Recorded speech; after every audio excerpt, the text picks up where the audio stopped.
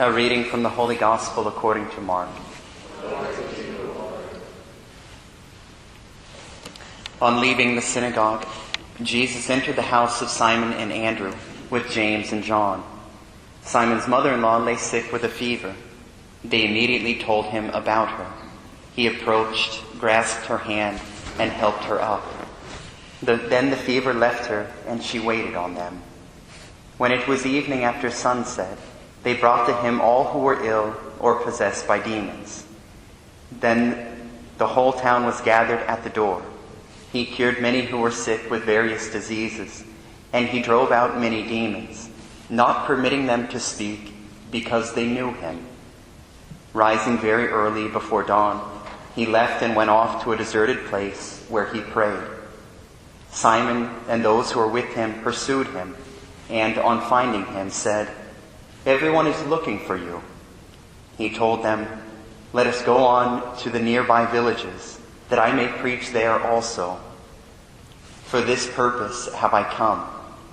So he went into their synagogues, preaching and driving out demons throughout the whole of Galilee. The Gospel of the Lord. Praise to you, Lord Jesus Christ.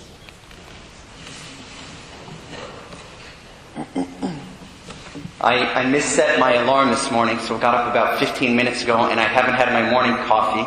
So this might be a little scattered. I did have a chance to pray with the Gospel last night, though, and the line that most grabbed my attention was, our Lord rose early before dawn. He left and went off to a deserted place where he prayed. And I really took that to prayer, Lord. Okay, why did you pray? So Jesus Christ is God, and he possesses every virtue to an infinite degree. Right? There's no need for growth through prayer.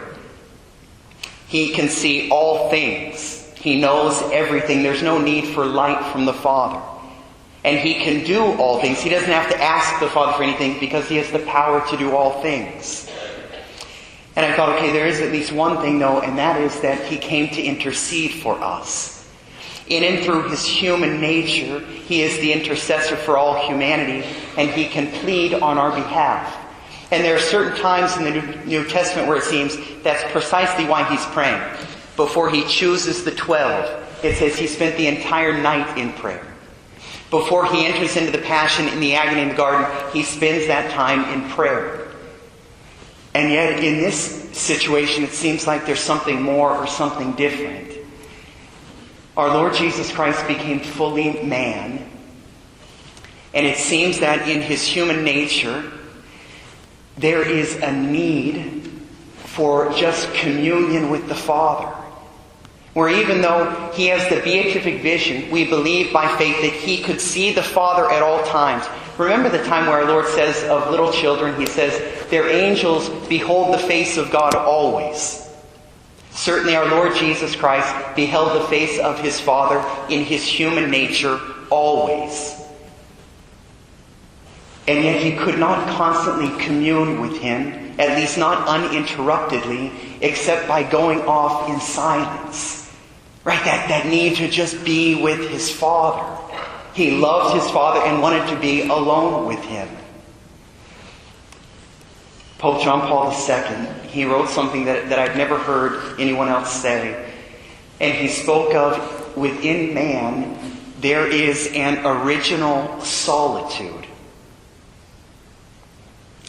There is a loneliness in every single human person that nothing in this world can fully take away. That no created reality can satiate, because we were made for God. We were made for union with the Father.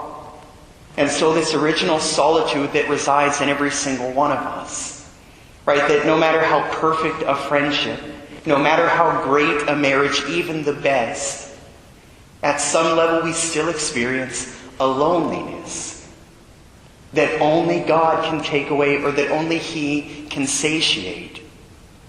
And when we feel alone, the only thing that can take that away is to be alone with God.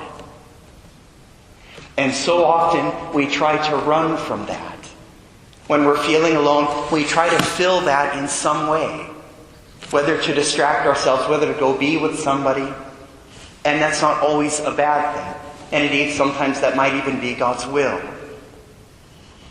But at the deepest level, when we are alone, it's so oftentimes God working in our hearts so that we seek Him out.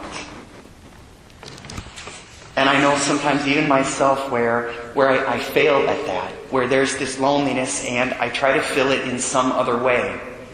You know, to be with a family, to go visit my own family, to go do something. And then I reach the end of the day and I'm examining my conscience and I say, Lord, oh my gosh, that was you. You wanted me to come be with you, and so you allowed me to experience loneliness so that I would be alone with you, so that you could fill me.